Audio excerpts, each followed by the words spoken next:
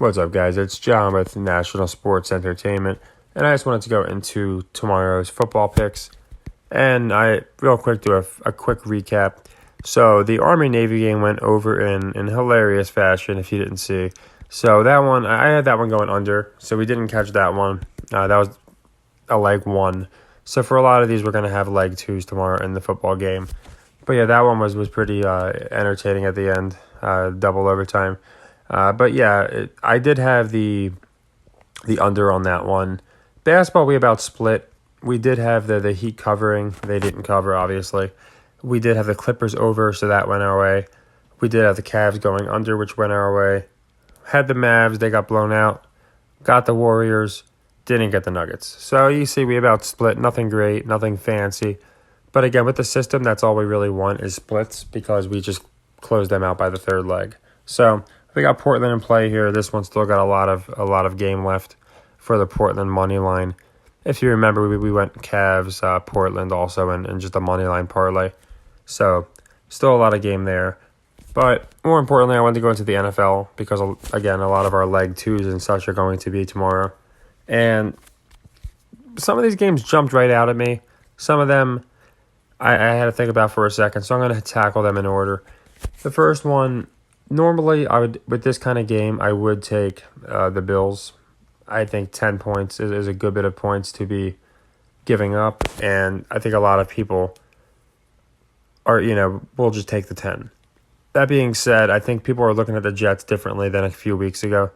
I don't think people are buying the Mike effing White. I think, after last week against the Vikings, they looked good but not great. They stayed in it. But I think people are looking at the Bills and just how they've been playing and what they can do, and also just how the Jets have really, I think, underperformed. And I think a lot of people are going to be on Buffalo in this game. And it's just I think especially after they won the first game, the Jets, I mean, a lot of times people just assume the other team's going to come back and pound them. So I think this one I do lean Jets to cover.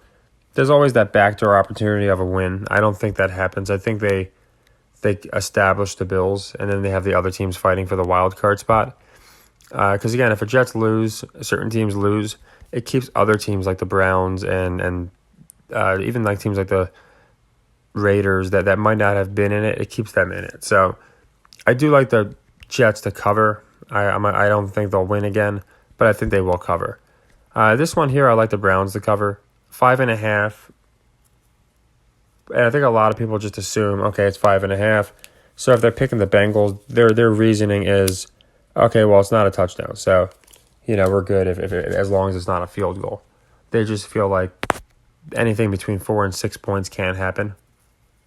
And you'll see a lot of games with a 4 or 5 point win. So, I think it's just a psychological type of thing where a lot of people, if this was 6.5 or even 6.5, they probably would, but 7, that's when people I think would be more on the Browns. But the 5.5 is going to have a lot of people, in my opinion, on the Bengals. So I like the Browns here. I think they make Watson versus Burrow more of a rivalry. It's they already played once, not them, but the Browns-Bengals. And this will be the first time these two lock up this year. So going into next year, and honestly, just to, that chance the Browns win and keep the division interesting, I think the value is definitely taking the Browns to cover here. Then here we have this one, this is another one. I think of both ways.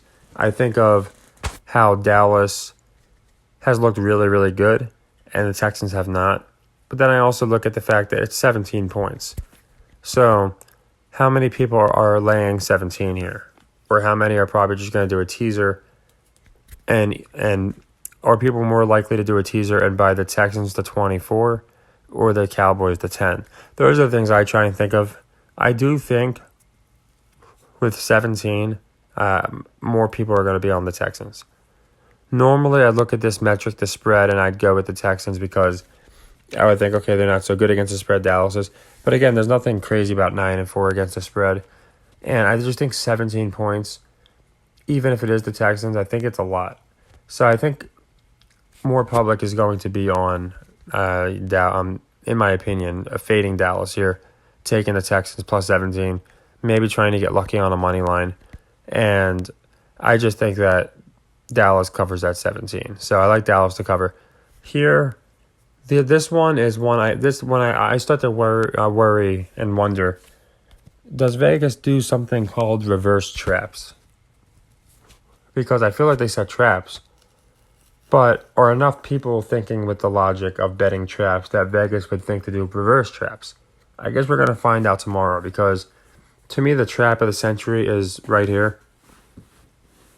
And I don't know how they explain away the Lions here being almost a 3-point favorite. I would not be surprised if they even moved it to 3 by tomorrow. I was going to wait to lock this in because I was waiting for it to move the other way.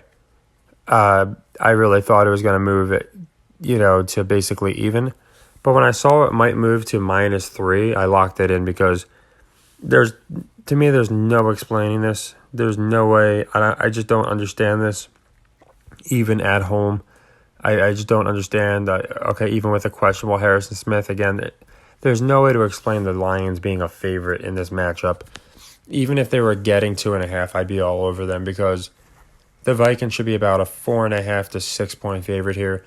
If it was at home, 7 to 10 points. So I just don't get this at all.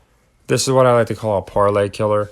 I feel like so many people are going to be all over a parlay where they take the Vikings.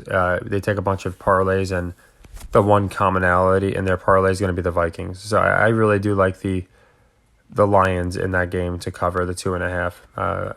So you could take the money line, but I'm going to take them to cover. This one, again, I've been abysmally bad with the AFC South. I can say a lot of Titans games seem to be a half a point.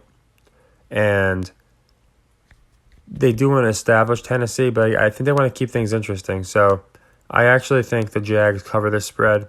I think more public will be on Tennessee again, maybe buying half a point, something like that. And the AFC South I don't have a great read on, but nothing too complicated. I do think the Jags cover that one. And then we got the Eagles-Giants, and this one I like the Giants to cover. At first I didn't like it because it was 7 points, and I was thinking, well, with 7 points, a lot of people are going to be taking them at home. They're also good against the spread. I usually will fade that. But again, there's outliers. 10-3 is nothing crazy. And I think there's a better chance they make this close just to make it, again, the division look really, really difficult. Like anybody can beat anybody versus Eagles smashing them, and then basically the Giants are out. And they play the Commanders next week. So I think they have to look pretty strong, and as does Washington. Doesn't mean they have to both win. I just like Giants with the 7 points there. Then we got Ravens, Steelers, and to me, another one, 1.5 to Pittsburgh. I just don't understand. Baltimore doesn't need this win. Actually, losing makes it more interesting with them in Cincinnati. And you got the Lamar question. So I love Pittsburgh in this game to cover. I think more public is still going to take Baltimore just because they're Baltimore. And people have brought up the fact that Tomlin never had a losing season. So while I think he does, I think they're going to keep that going for a little longer where people wonder if he does have a losing season. So for that reason, I like Pittsburgh here to cover the spread. And then we got the 4 o'clock games. I'm going to do live tomorrow because I'll be honest, I literally went into these games probably a couple hours ago. I knew about some like the Lions, but others I didn't look at until just a little bit ago. So I looked into all them because I wanted to get them out. And then I'll have the 4 o'clock out. Like I said, in my live video, in my Discord, I'll put it out in a post. I can just tell you by glancing, I can tell you who I like, but sometimes that changes. Glancing here, I like the Broncos to cover, just because I think people are fading them so hard at this point. Glancing, this one's an interesting one. I think the Bucs cover. I think they're going to get Purdy kind of acquainted, and it's going to take some time. And Panthers, Seahawks. And again, these 4 o'clocks are definitely subject to change. Looking at it, I do like the Seahawks to cover. I think they give them a strong game. They make them look really good this week. They haven't looked good in a while, really good. But I say that because I do my live videos. I take things into account. I haven't looked crazy into the 4 o'clock games. But I wanted to get that out just in case. That's my first gut intuition on them. But the 1 o'clocks, I look deeply into those games. So that's why I like all those teams and why. So we did good today. We about split.